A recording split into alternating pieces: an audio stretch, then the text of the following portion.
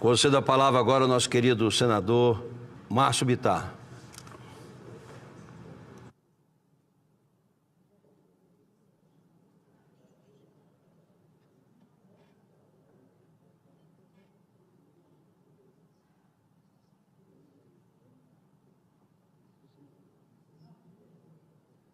Senhor presidente, senhores colegas, há muito tempo eu li que a arma mais letal que o homem criou não foi a bomba atômica, foi a fala.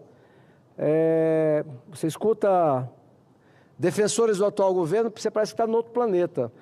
O fato é que o Brasil caiu mais de 30 posições no ranking que faz a percepção de corrupção.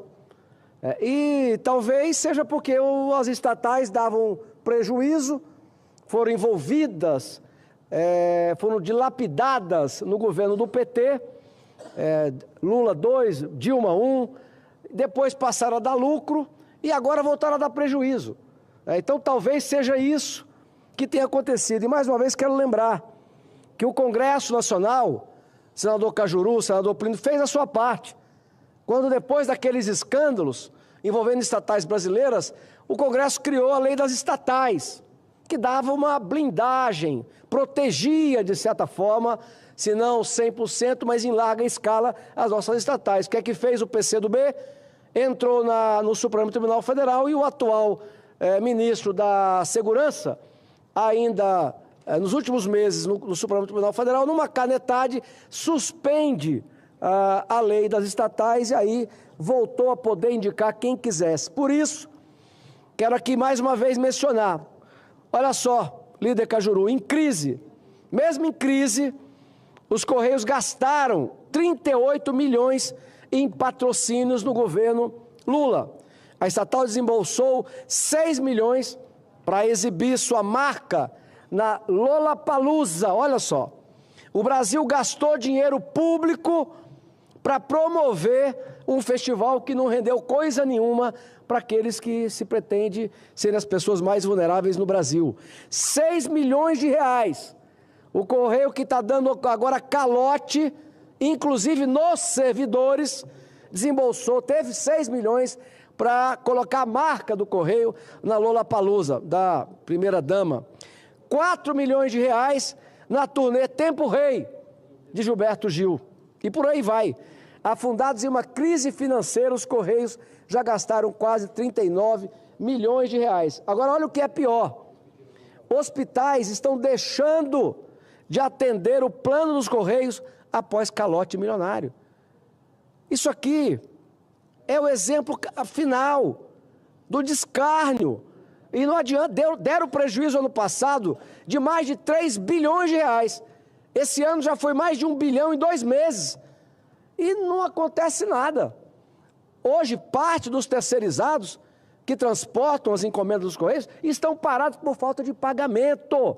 E agora, muitos servidores que precisarem recorrer ao plano de saúde não terão mais como fazer, a não ser que tire do seu próprio bolso, porque alguns hospitais já deixaram de atender o plano dos Correios após calote milionário. É por essas e outras que nós estamos preparando hoje, como mais um passo, senador Cajuru, senador Plínio, de tolerância, para que o nosso presidente compreenda que nós temos que dar posse, ler aqui o requerimento da CPI dos Correios.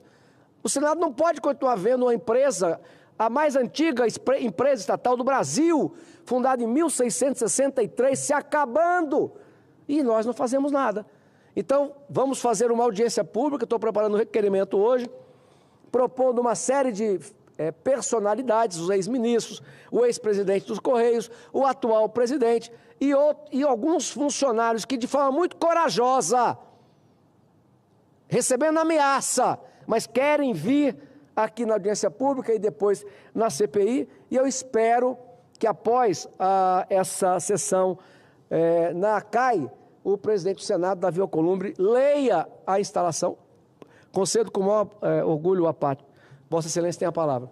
Senador, só para lhe parabenizar pelo seu pronunciamento, dizer que não foi só os Correios que entraram com dinheiro público para esse festival. A Petrobras também entrou, Itaipu também entrou. Se bem que nem a Petrobras nem a Itaipu estão falindo. O problema dos Correios é muito mais grave, não é? Mas o mau uso do dinheiro público está se generalizando por várias empresas estatais. Agora, esses Correios são o absurdo dos absurdos. Qual o sentido de uma empresa governamental entregar pacote? Entregar pacote. Entregar pacotinho, porque carta ninguém escreve mais, né? Isso é besteira. Hoje em dia todo mundo usa e-mail ou coisa que o valha.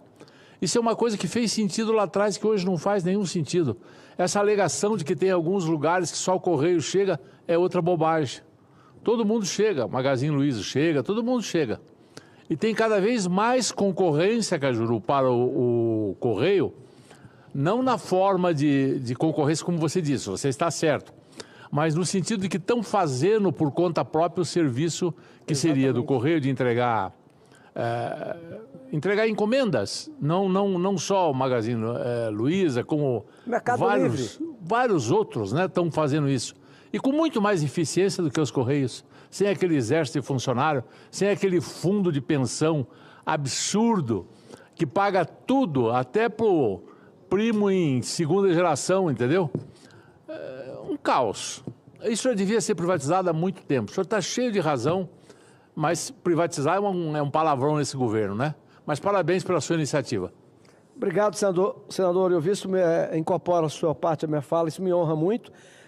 E lembrando que com tudo isso, o Postales deu prejuízo de 15 bilhões no governo da Dilma e agora, que é isso também que nós temos que apurar, há uma denúncia gravíssima de que a mulher do atual presidente faz parte da banca, ou fez parte da banca de advogados, que intermediou um acordo pelo qual o Estado brasileiro assumiu metade desse prejuízo, de 7 bilhões e meio. Então, isso precisa ser averiguado. E os outros 7 bilhões e meio vai para a costa do servidor. Vai pagar essa conta do rombo lá de trás, o ativo e o inativo. E Vossa Excelência tem razão. Cada vez, e quem era o relator no Senado dessa matéria que propunha a privatização, era eu. E na época eu lembro que a gente estudava e chegava à seguinte conclusão, baseado em dados. Cada vez que os Correios, por exemplo, tiveram um problema como uma paralisação, eles foram perdendo a parte da sua logística para o setor privado. Porque a compra e venda, como Vossa Excelência disse, a loja como Magazine Luiza, o Mercado Livre, ele não pode esperar. Então ela está perdendo, nós estamos jogando fora uma empresa que talvez a última oportunidade de venda que tivemos foi no governo passado. Agora, quem diz que defende, não pode privatizar porque isso é ruim para os trabalhadores, ruim é pagar agora a dívida do Postales, como estão pagando. Ruim agora é ir no plano de saúde e não poder entrar porque está cortado, porque ninguém está pagando. Portanto, vamos chamar uma audiência pública e eu espero, sinceramente, que após isso, o Senado, na figura do seu presidente, leia a instalação dela aqui no plenário. Agora, senhor presidente, um outro assunto. Corriqueiro no Brasil, dirigente do MTST, teria falsificado imprensa do meu estado, querido Acre, documentos para beneficiar a família do Minha Casa Minha Vida. Chegam ao Ministério Público do meu estado denúncias de moradores sobre irregularidades na ocupação Marielle Franco, em Rio Branco. Desvio de alimentos, falsificação de documentos e nepotismo, com inclusão de parentes para serem beneficiados com imóveis como moradores da ocupação Marielle Franco, no bairro Defesa Civil, em Rio Branco, Acre. E aí continua outra matéria, dando o nome da pessoa, e depois de toda essa denúncia que chegou ao Ministério Público do Estado do Acre, abre aspas, palavra do dirigente, abre aspas, ainda bem que saí bonito na foto, a foto da matéria, disse o dirigente local do Movimento dos Trabalhadores Sem Teto, Jamir Rosas. Isso aqui foi denunciado no Ministério Público do Acre, eu espero que ele apure isso aqui. Isso aqui é a versão urbana do MST, que anda no avião presidencial. O Brasil vai tentar abrir mercado no estrangeiro, levando na bagagem o líder intelectual de um movimento de foras da lei, que invade terra, invade propriedade, causando insegurança na área rural. Por fim, senhor presidente, rapidamente, registrar que tem manhã que a gente acorda e às vezes lê as matérias, manchetes, está certo desânimo, presidente Zalci. Olha só essa aqui. Fachin recebe delegação do Supremo Tribunal Popular da China. A China, para quem não se lembra, é governada há décadas pelo Partido Comunista Chinês. A China não tem Ministério Público independente. Aí eu fico pensando, Cajuru, quem vem ensinar o quê para quem? Será que o Partido Comunista Chinês, que controla tudo na China, inclusive o Supremo Tribunal Popular da China, será que ele veio aprender com o Brasil, trocar informação de quê? Nós estamos meio parecidos. Agora, outras informações, bem rapidamente. Logo cedo, Barroso quer turbinar cargos comissionados nos gabinetes dos ministros. Cada um tem direito a 3 juízes auxiliares, quer aumentar R$10 mil para cada um. Mais uma, canetada de Barroso cria extra de 10 mil para juiz, esse era do juiz, e outra é para o cargo de confiança. Está criando, numa canetada, criando R$10 mil a mais para os juízes, cada um tem direito a 3, e outra canetada criando para os cargos de confiança um aumento de 2 mil, 3 mil, mil e poucos reais. E por último, o STF, senhor presidente, na onda da austeridade que o Brasil está vendo, né, o governo contendo gasto, contendo estatal, diminuindo ministério. Nós estamos vendo uma onda, né, de contenção de gasto. Nessa onda, o STF, para dar sua contribuição, forma maioria para a Receita do Judiciário ficar fora do teto fiscal. Essa contribuição do Supremo Tribunal Federal. Mais uma, Moraes multa Felipe Martins em 20 mil. Sabe quem é o Felipe Martins? Aquele que foi preso por uma viagem que nunca fez e ainda está pagando multa. E ainda está com a liberdade condicionado, né? Porque o cara não está livre, ele está cumprindo ainda cautelares, né?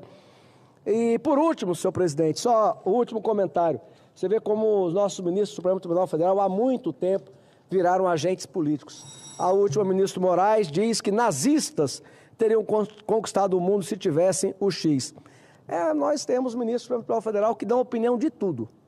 De tudo. Parece, e aí eu termino mesmo, querido irmão meu, mais velho, eu estava estudando fora do Acre, quando eu voltei, ele me disse o seguinte: Márcio, recebi aqui o subsecretário da Associação de Moradores do bairro Vai Quem Quer, foi eleito anteontem, ele veio aqui me ensinar de tudo um pouco. Isso dando conta, né, de que tem pessoas que acham-se entendidas em tudo. Assim estão agindo os ministros do Supremo Tribunal Federal. Eles têm opinião e externam a opinião sobre tudo, inclusive contra esse poder. Quando o ministro vai em Portugal e de lá diz, não há clima no Brasil para anistia, esse é um tema nosso. E aí, senhor presidente, com a sua tolerância, mais uma vez eu vou dizer, não sei de onde sai tanta crueldade. Como é que um grupo que tem nos seus quadros quem assaltou, quem matou, o PCdoB quando foi para a guerrilha do Araguaia, aquilo não era arma de brinquedo não, aquilo era metralhadora, era fuzil, para fazer a revolução comunista no Brasil, ou não era? Quando a Dilma participou daquele grupo de esquerda que soltou bomba, aquilo não era para defender a democracia não. Quando o Gabeira, que é tratado com pompa e circunstância em todo lugar que vai, quando ele ajudou a sequestrar o embaixador norte-americano, aquilo ali não era para implantar a democracia no Brasil não. Quando o Dirceu saía de Cuba, se preparando para ser guerrilheiro, para prender lá, não era defendendo a democracia, e todos foram perdoados. Quase todos indenizados. 3 viraram presidente do Brasil. E essa turma, que tem um coração de ferro, não acha que as pessoas que estão pagando por crime que não cometeram, quem depredou, cometeu crime de depredação de patrimônio público, não o crime que estão imputando. Mas essa crueldade que eu via nos livros, lia nos livros, assisti em TV, hoje eu estou vendo no coração da turma da esquerda. Inclusive do vice-presidente Humberto, que acabou de sair daqui dessa tribuna, eu queria falar com ele aqui presente, mas vai ter oportunidade. Muito obrigado, senhor presidente.